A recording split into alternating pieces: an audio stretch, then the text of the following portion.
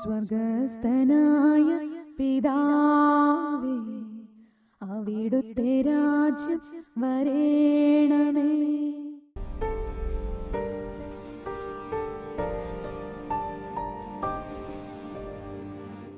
ഇന്ന് പെസഹായാണ്, നമ്മുടെ വിടുതലിൻ്റെ ദിവസമാണ്.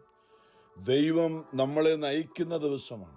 ദൈവം നമ്മുടെ ആത്മാവിൽ വന്നുകൊണ്ട് നമ്മുടെ ഉള്ളിൽ വസിച്ചുകൊണ്ട് നമ്മെ നയിക്കാനായി ദൈവത്തിൻ്റെ അനാദികാലം മുതലുള്ള പദ്ധതിയുടെ വെളിപ്പെടുത്തലാണ് പെസഹ.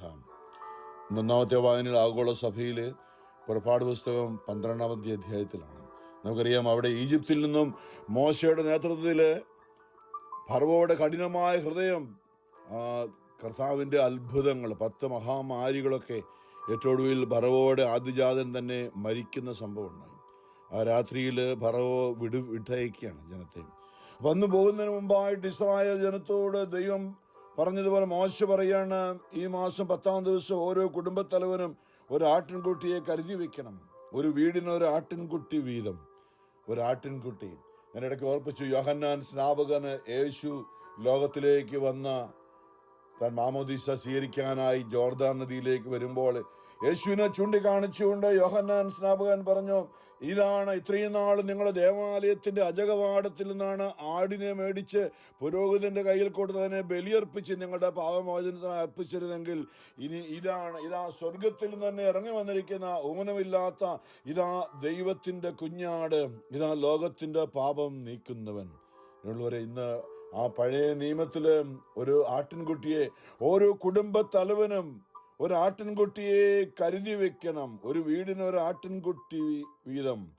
ഇതാ നമുക്ക് ഇന്ന് യേശുക്രിസ്തുവാകുന്ന ആട്ടിൻകുട്ടിയെ സ്വർഗത്തിൽ നിന്നും ദൈവപിതാവ് ഇറക്കി വിട്ടി ഭൂമിയിലേക്ക്. നമുക്കിന്ന് അവനെ അന്ന് മോശയോട് കർത്താവ് പറഞ്ഞതുപോലെ നമുക്കിന്ന് ഹൃദയത്തിൽ, പ്രത്യേകിച്ച് നാം ഈ 50 ദിവസം 40 ദിവസം നമ്മൾ ഒരുങ്ങുകയായിരുന്നു ഈ ആട്ടിൻകുട്ടിയെ സ്വീകരിക്കാനായിട്ട്, ഈ കുഞ്ഞാടിനെ നമ്മുടെ ഹൃദയത്തിൽ സ്വീകരിക്കാനായിട്ട്. അത് നമുക്ക് അവനെ സ്വീകരിക്കാം. നമുക്ക് ഹൃദയത്തിന്റെ ഉള്ളിൽ പറയാം, ഇതാ ഇവനാണ്, ഈ യേശുവാണ് ലോകത്തിന്റെ പാപം നീക്കുന്ന ദൈവത്തിന്റെ കുഞ്ഞാട്. ആ ആടിനെ അവര് പുരോഹിതന്റെ അടുത്ത് കൊണ്ടുപോകും, അതിനെ കൊന്നിട്ട്, എന്നിട്ട് അന്ന് പറഞ്ഞിങ്ങനെ വിടുതലിന്റെ രാത്രി ആയതുകൊണ്ട് അന്ന് ആ ആടിന്റെ രക്തമെടുത്ത് വീടിന്റെ കട്ടളപ്പടിയിന്മേൽ അടയാളമായി പറയണം. അത് കാണുമ്പോൾ സംഹാരദൂതൻ കടന്നു പോകും, ആ വീട്ടിലെ ആദിജാതന്മാരും മരിക്കുകയില്ല എന്ന്. ആദത്തിന്റെ പാപം മൂലം നമ്മള് ആദ്യജാതന്മാര്, ദൈവമക്കള് സാത്താന്റെ അടിമത്തിലേക്ക് ആദത്തിന്റെ അവാർഡ് പാപമൂലം അവരുടെ ആദ്യജാതനായ കായേൻ സാത്താന്റെ അടിമയായി മാറി നമ്മൾ കാണുന്നുണ്ട്. ദൈവത്തിനായി സമർപ്പിക്കപ്പെടുന്ന ആദ്യജാതന്മാര്, അങ്ങനെ ഒരു നിയമമുണ്ട്. ആദ്യജാതന്മാർ അവർക്ക് ഇരട്ടി അവകാശമൊക്കെയാണ്. അപ്പൊ പക്ഷെ സാത്താന്റെ ആധിപത്യം മൂലം മനുഷ്യഹൃദയങ്ങളിലെ കുടുംബത്തിലെ ആദ്യജാതന്മാര് പലരും സാത്താന്റെ അടിമത്തിലേക്ക് പോകുന്നൊരവസ്ഥയിലേക്ക്, പ്രത്യേകിച്ച് ഞാൻ പറഞ്ഞ പോലെ ആദ്യജാതനായ കായേൻ സാത്താന്റെ അടിമയായി മാറി, അസൂയയോടെ ഇളയവനായ ആബേലിനെ കൊല്ലുന്നവനായിട്ട് മാറി. അവൻ വരുന്നത് മോഷ്ടിക്കുവാനും കൊല്ലുവാനും നശിപ്പിക്കുവാനുമാണ്. സാത്താൻ ഭരിക്കുമ്പോൾ കുടുംബത്തിലെ ആദിജാതന്മാരല്ലേ യേശുക്രിസ്തുവിന്റെ, ദൈവത്തിന്റെ ഏകജാതനായ യേശുക്രിസ്തുവിന്റെ സ്ഥാനം ലഭിക്കേണ്ട ദൈവമക്കളായി തീരേണ്ടത് നമ്മൾ സാത്താന്റെ അടിമത്തിലായിരിക്കുമ്പോൾ നമ്മൾ കൊലയും മറ്റുള്ളവരെ കൊല്ലുന്നവരുമായി മാറുകയാണ്. എന്നാൽ യേശുവിന്റെ ആത്മാവ് നമ്മുടെ ഉള്ളിൽ, യേശുവിനെ നമ്മൾ ലോകത്തിന്റെ പാപം നീക്കുന്ന ദൈവകുഞ്ഞാടിനെ നമ്മൾ സ്വീകരിക്കുന്നു. ആ ആടിനെ ചുട്ടു ഭക്ഷിക്കുക എന്നാണ് പറഞ്ഞത്. അതെ, ഇന്ന് 2-ാമത്തെ വായന പൗലോസ്ലീഹ കൊരിന്തോസുകാർക്ക് എഴുതിയ പറയുമ്പോൾ നമ്മൾ ചിന്തിച്ചാണ്. 1 കൊരിന്തോസ് 11-ാമത്തെ അധ്യായത്തിൽ കർത്താവിൽ നിന്ന് 28-23 തൊട്ട്, കർത്താവിൽ നിന്ന് എനിക്ക് ലഭിച്ചതും ഞാൻ നിങ്ങളെ ഭരമേൽപ്പിച്ചതുമായ കാര്യം ഇതാണ്: കർത്താവായ യേശു താൻ ഒറ്റക്കെടുക്കപ്പെട്ട് രാത്രിയിൽ അപ്പമെടുത്ത് കൃതജ്ഞത അർപ്പിച്ചതിനു ശേഷം അത് മുറിച്ചുകൊണ്ട് അരുളി ചെയ്തു, ഇത് നിങ്ങൾക്ക് വേണ്ടിയുള്ള എൻ്റെ ശരീരമാണ്, എൻ്റെ ഓർമ്മയ്ക്കായി നിങ്ങളിത് ചെയ്യുവിൻ. അപ്രകാരം തന്നെ അത്താഴത്തിന് ശേഷം പാനപാത്രം എടുത്ത് അരുളി ചെയ്ത്, ഇത് എൻ്റെ രക്തത്തിലുള്ള പുതിയ ഉടമ്പടിയാണ്. നിങ്ങളിത് പാനം ചെയ്യുമ്പോഴെല്ലാം എൻ്റെ ഓർമ്മയ്ക്കായി ചെയ്യുവിൻ. നിങ്ങൾ ഈ അപ്പം ഭക്ഷിക്കുകയും ഈ പാത്രത്തിൽ നിന്ന് പാനം ചെയ്യുകയും ചെയ്യുമ്പോഴെല്ലാം കർത്താവിൻ്റെ മരണം, അവൻ്റെ പ്രത്യാഗമനം വരെ പ്രഖ്യാപിക്കുകയാണ് ചെയ്യുന്നത്. തന്മൂലം ആരെങ്കിലും അയോഗ്യതയോടെ കർത്താവിൻ്റെ അപ്പം ഭക്ഷിക്കുകയും പാത്രത്തിൽ നിന്ന് പാനം ചെയ്യുകയും ചെയ്താൽ അത് അവൻ്റെ ശിക്ഷാവിധിയായിരിക്കും. ഒരുക്കത്തോടെ അല്ലാതെ നമ്മൾ വിശുദ്ധ കുർബാന സ്വീകരിക്കുന്നതാണ്. നമ്മൾ ചിന്തിച്ച്, യൂദാസ് പണക്കൊതിയനായ യൂദാസ് പണത്തിനു വേണ്ടി ആഗ്രഹിച്ചുകൊണ്ട് യേശു കൊടുത്ത അപ്പക്കഷ്ണം സ്വീകരിച്ചപ്പോൾ അവൻ്റെ ഉള്ളിൽ യോഹന്നാൻ 13 നമ്മൾ ചിന്തിച്ച് സാത്താൻ ഇന്നത്തെ സുവിശേഷത്തിൻ്റെ വായന അത് തന്നെയാണ്. സുവിശേഷ അന്ത്യത്താഴ സമയത്ത് യേശു കാല് കഴുകുന്നത് നമുക്കറിയാം. ഇന്നാണ് പെസഹ രാത്രിയിൽ കാല് കഴുകുന്ന പൗരോഹിത്യത്തിൻ്റെ ആ സ്ഥാപനമൊക്കെ യേശു നടത്തിയ ആ ദിവസമാണെന്നാണ്. അപ്പോൾ അയോഗ്യതയോടെ അന്ന് അയോഗ്യതയോടെ കുർബാന സ്വീകരിച്ച് യൂദാസിന്റെ ഉള്ളിൽ സാത്താൻ പ്രവേശിച്ചു. ഇന്നും നമ്മുടെ ഉള്ളിൽ പരിശുദ്ധാത്മാവിനും ദുഷ്ടാരൂപി പ്രവർത്തിക്കുന്നത് ഞാൻ പറയും. ഇന്ന് നമ്മളിൽ പലരും രോഗികളും അല്ലെങ്കിൽ വിശ്വാസം നഷ്ടപ്പെട്ടു പോയത് കഠിനഹൃദയരായി തീരാൻ കാരണം നമ്മൾ പലപ്പോഴും അയോഗ്യതയോടെ വിശുദ്ധ കുർബാന സ്വീകരിച്ചത് കൊണ്ടാണ്. നമ്മൾ കുമ്പസാരത്തിൽ ശരിക്കും അനുദപിച്ചുകൊണ്ട് എപ്പോഴെങ്കിലും അനുതാപമില്ലാതെ വാശിയും വൈരാഗ്യവും വിദ്വേഷവും ഉള്ളിൽ വെച്ചുകൊണ്ട് വിശുദ്ധ കുർബാന സ്വീകരിച്ചപ്പോഴൊക്കെയും നമ്മുടെ ഉള്ളിലുള്ള ദുരാത്മാവിന് വെറുപ്പിന്റെ ദുരാത്മാവ് നമ്മുടെ ഉള്ളിലുണ്ടായിരുന്നു. യേശുവിനെ കുദാശയായി മാറിയ യേശുവിനെ നമ്മൾ ഈ കുർബാന യോഗ്യതയോടെ സ്വീകരിച്ചപ്പോൾ നമ്മൾ സാത്താൻ്റെ കയ്യിലേക്ക് ചുംബിച്ചുകൊണ്ട് ഒറ്റിക്കൊടുക്കുക. നമ്മൾ പലപ്പോഴും ചിന്തിച്ചതേക്കുറിച്ച്. ഇന്ന് പെസഹ എന്ന് പറയുമ്പോൾ ഇന്ന് നമ്മൾ പലപ്പോഴും ഇങ്ങനെ പറയാറുണ്ട്, യേശു വിശുദ്ധ കുർബാന സ്ഥാപിച്ച ദിനമാണ്. അതിനേക്കാൾ ഉപരിയായി നമ്മൾ ഹൃദയത്തിൽ ഉറപ്പിക്കേണ്ടത് യേശു വിശുദ്ധ കുർബാനയായി മാറിയ ദിവസമാണ്. യേശു വിശുദ്ധ കുർബാനയായി അവൻ കുദാശയായി മാറിയ ദിവസമാണ്. കാരണം അവന് സ്വന്തമായി നമ്മളുടെ ജീവിതത്തിലേക്ക് വരുവാനായിട്ട്, നമ്മുടെ ആത്മാവിൽ വന്ന് വസിക്കാനായി നാം അവനെ പഴയ നിയമത്തില് ആ ആടിനെ കൊന്നു ഭക്ഷിക്കുക എന്നാ പറഞ്ഞത്. ആ ആടിനെ കൊന്നു ഭക്ഷിക്കുക, അതോടൊപ്പം കയ്പ് നീര് കുടിക്കുക എന്നാ പറഞ്ഞത്. പുതിയ ഉടമ്പടിക്ക് മത്തായി 26 ഒരു വചനം ഇങ്ങനെ പറയുന്നുണ്ട്. പുതിയ ഉടമ്പടി എന്താണ് ശരിക്കും മനസ്സിലാക്കാൻ വേണ്ടി വായിക്കുന്നത്. മത്തായി 26 അവർ അന്ത്യത്താഴ സമയത്ത് അവർ ഭക്ഷിച്ചുകൊണ്ടിരിക്കുമ്പോൾ യേശു അപ്പമെടുത്ത് ആശീർവദിച്ച് മുറിച്ച് ശിഷ്യന്മാർക്ക് കൊടുത്തുകൊണ്ട് അരുളിച്ചത് ഞാൻ ഓർപ്പിച്ചു. ലോകത്തിന്റെ പാപം നീക്കുന്ന ദൈവത്തിന്റെ കുഞ്ഞാടായ യേശു തന്നെ. അവൻ പുരോഹിതനും അല്ലെ ബലിയർപ്പകനും ബലി വസ്തുവുമാണ് യേശു തന്നെ. ആ ബലിയർപ്പകനായ യേശു അപ്പമെടുത്തുകൊണ്ട് പെസഹ രാത്രിയിൽ അപ്പസ്തോലന്മാർ മാത്രമായിരിക്കുമ്പോൾ, കാരണം അവിടെ വേറെ ആരുമില്ല, അതുകൊണ്ടാണ് ഞാൻ പറഞ്ഞത് 12 അപ്പസ്തോലന്മാർ മാത്രമായിട്ട് യേശു ചെയ്ത ഒരു കാര്യമാണ്. അതുകൊണ്ടാണ് പൗരോഹിത്യം അത് സ്ഥാപിച്ചു വന്ന അപ്പസ്തോലന്മാരെ പൗരോഹിത്യ ദൗത്യം, ലേവ്യ പുരോഹിതന്മാരുടെ ദൗത്യം യേശു അപ്പസ്തോലന്മാരെ ഏൽപ്പിക്കുകയായിരുന്നു. പുരോഹിതന്മാരുടെ ദൗത്യം ഏൽപ്പിക്കുകയായിരുന്നു. അവൻ ഭക്ഷിച്ചുകൊണ്ടിരിക്കുമ്പോൾ യേശു അപ്പമെടുത്ത് ആശീർവദിച്ച് മുറിച്ച് ശിഷ്യന്മാർക്ക് കൊടുത്തുകൊണ്ടല്ല ചെയ്തു. വാങ്ങി ഭക്ഷിക്കുവിൻ, വാങ്ങി ഭക്ഷിക്കുവിൻ, വാങ്ങി ഭക്ഷിക്കുവിൻ, ഇത് എൻ്റെ ശരീരമാണ്. ഇതാ ലോകത്തിന്റെ പാപം നീക്കുന്ന ദൈവത്തിന്റെ കുഞ്ഞാട്. പുറപ്പാട് 12 ആ ആടിനെ, ഊനമില്ലാത്ത കുഞ്ഞാടിനെ കൊന്നിട്ട് അതിനെ ചുട്ടുഭക്ഷിച്ചതുപോലെ യേശു പറയാണ്, ഞാനാണ് ബലിയാട്. ഇതാ ഞാൻ ദുഃഖവെള്ളിയാഴ്ച ഇല്ലാതാകാൻ പോവുകയാണ്, നാളെ ഞാൻ ഇല്ലാതാകാൻ പോവുകയാണ്. അപ്പോൾ ഇനിമേൽ ഞാൻ ജീവിക്കുന്നത് നിങ്ങളിലാണ്, ഞാൻ ഇനി ജീവിക്കേണ്ടത് നിങ്ങളിലാണ്. അതുകൊണ്ട് ആ ബലി ആടിനെ കൊന്ന് ഭക്ഷിക്കുന്നത് പോലെ യേശു പറയാണ്, ഇത് എൻ്റെ ശരീരമാണ്, ഈ കുഞ്ഞാടായ എൻ്റെ ശരീരം.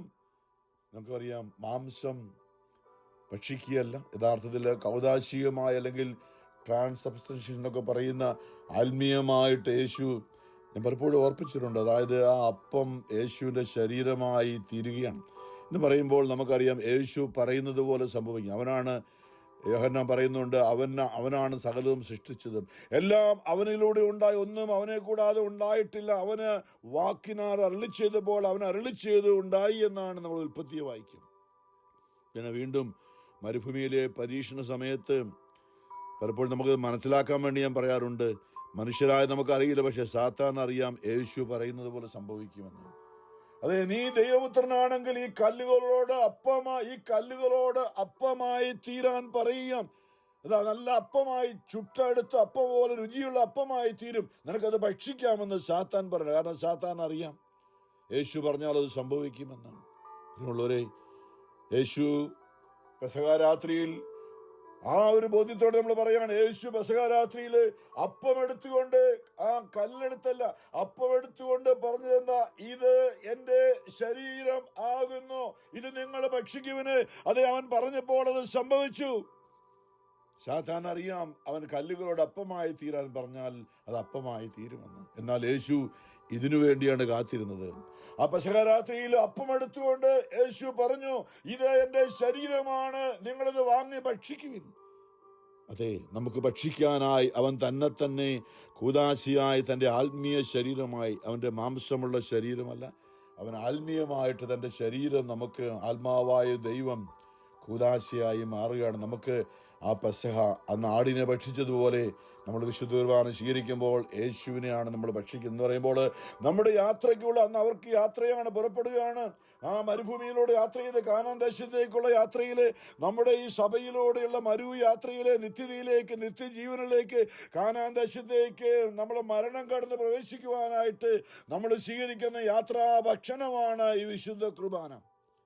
അത് നമ്മളുടെ ജീവിതത്തിൽ അനുദിനം, അതായത് അവർക്ക് മന്നായായി ഓരോ ദിവസവും അത് കർത്താവ് പൊഴിച്ചു കൊടുത്തു. നമ്മൾ ഇന്ന് പ്രാർത്ഥന ആരംഭിച്ചപ്പോൾ ചിക്കാഗോയിൽ നിന്നും മേരി ജേക്കബ് പടയപ്പറമ്പിൽ നമ്മളെ ഓർപ്പിച്ച ആ വചനം അതായിരുന്നു അല്ലേ.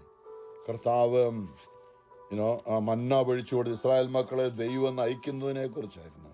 അവിടെ ആ ഇസ്രായേൽ മരുഭൂമിയിലൂടെ മോശയുടെ നേതൃത്വത്തിൽ അവരെ നയിച്ചു കൊണ്ടുപോയ ഒരു ദൈവം, ആ ദൈവത്തിന്റെ പ്രവൃത്തിയാണ് നമ്മൾ കേട്ടത്. അതായത് അവർക്ക് മേഘത്തിൽ ആകാശത്തു നിന്ന് മന്ന പൊഴിച്ചു കൊടുത്തു എന്ന്. അതേ, മരുഭൂമിയിലൂടെ പോയപ്പോൾ എല്ലാ ദിവസവും അവർക്ക് മന്ന കിട്ടി. നമുക്ക് സഭയിൽ ഈ യാത്രയിൽ വിശുദ്ധ കുർബാനയിലൂടെ യേശു തന്നെ നമുക്ക് നൽകുകയാണ്. അതെ, അപ്പൊ നമ്മൾ ഈ പുതിയ ഉടമ്പടി നാം അവനെ ഭക്ഷിക്കുകയാണ്.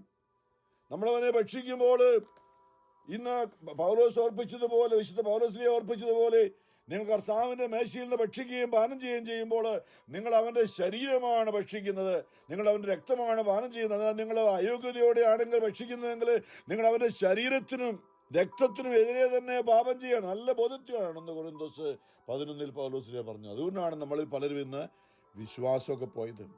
യൂദാസിന് പറ്റിയതുപോലെ അപ്പക്കഷ്ണം സ്വീകരിച്ചപ്പോൾ യൂദാസിന്റെ ഉള്ളിൽ സാത്താൻ പ്രവേശിച്ചു. അവൻ പിന്നീട് പോയ ആത്മഹത്യ ചെയ്തെന്ന് നമുക്കറിയാം. യോഹന്നാന്റെ സുവിശേഷത്തിൽ ഈശോ പറയുന്നുണ്ട്, ഇന്നത്തെ വായനയിൽ ഈശോ ആ കാലുകൾ എന്ന് പറയുമ്പോൾ യോഹന്നാൻ ഈ കുദാശ അർപ്പണത്തിനേക്കാൾ കൂടുതലായിട്ട് പ്രാധാന്യം കൊടുത്തത് കാല് കഴുകുന്നതിനാണ്. സ്നേഹത്തോടെ ആയിരിക്കട്ടെ, ഒരുക്കത്തോടെ ആയിരിക്കട്ടെ നിങ്ങൾ ഈ അപ്പം ഭക്ഷിക്കുന്നത്, സ്നേഹത്തോടെ ആയിരിക്കട്ടെ, ഹൃദയത്തിൽ സ്നേഹം നിറച്ചുകൊണ്ടായിരിക്കട്ടെ നിങ്ങൾ ഈ പെസഹ ഭക്ഷിക്കേണ്ടത് എന്നതിൽ ഓർപ്പിച്ച്. അതുകൊണ്ട് തന്നെയാണ് യോഹന്നാൻ 13 യേശു ശിഷ്യന്മാരുടെ പാദം കഴുകുകയാണ്. പുരോഹിത വൃത്തി ചെയ്യുന്ന യേശു ബലിയാടായി തീരുമ്പോൾ തന്നിലൂടെ ആർക്കെങ്കിലും വേദന ഉണ്ടായിട്ടുണ്ടെങ്കിൽ ക്ഷമ ചോദിക്കുന്ന ഞാൻ പറഞ്ഞു ഹൃദയം തുറന്നു ശിഷ്യന്മാരുടെ കാല് പിടിക്കാന്നൊക്കെ പറയുമ്പോൾ ഓർത്ത് നോക്കി.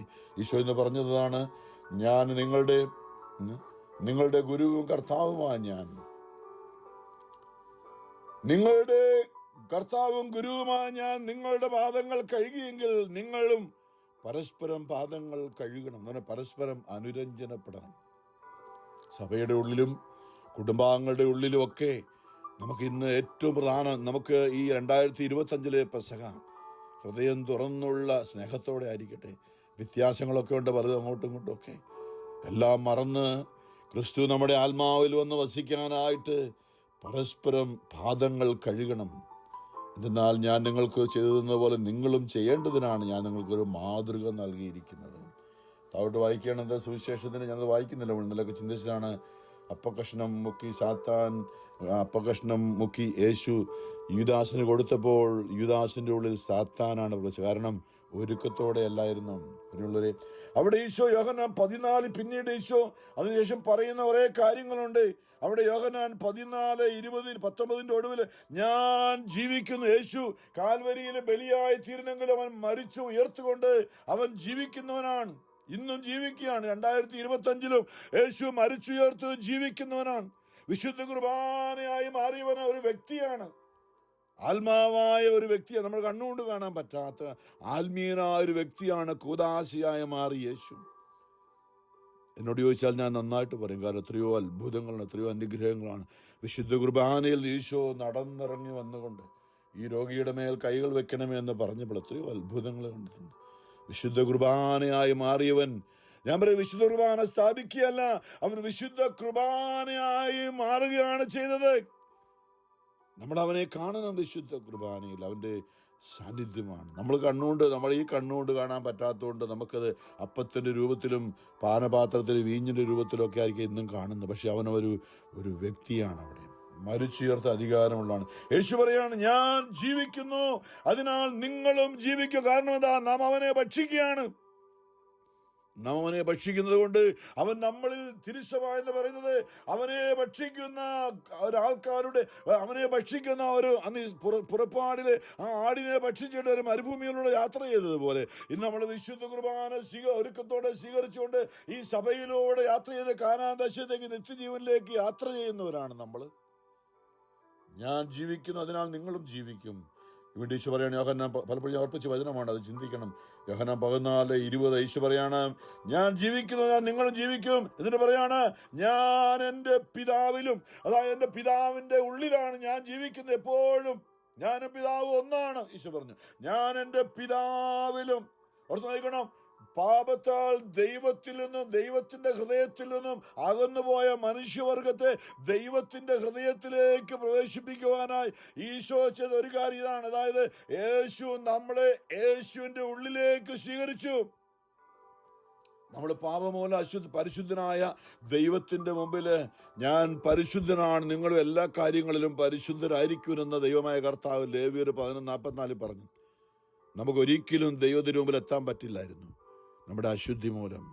എന്നാൽ യേശു തന്റെ കൃപയാൽ, കാൽവരിയുടെ യോഗ്യതയാൽ നമ്മുടെ പാപങ്ങൾക്ക് വേണ്ടി പരിഹാര ബലിയായി മാറിക്കൊണ്ട് യേശു നമ്മളെ തന്റെ ഹൃദയത്തിൽ സ്വീകരിച്ചു. യോഹന്നാൻ പറയുന്നത് ഇങ്ങനെയാണ്, അവൻ നമ്മെ സ്നേഹിച്ചു, അവസാനം വരെയും സ്നേഹിച്ചു. നമ്മളെ സ്നേഹിച്ചുകൊണ്ടാണ് അവൻ മരിച്ചത്.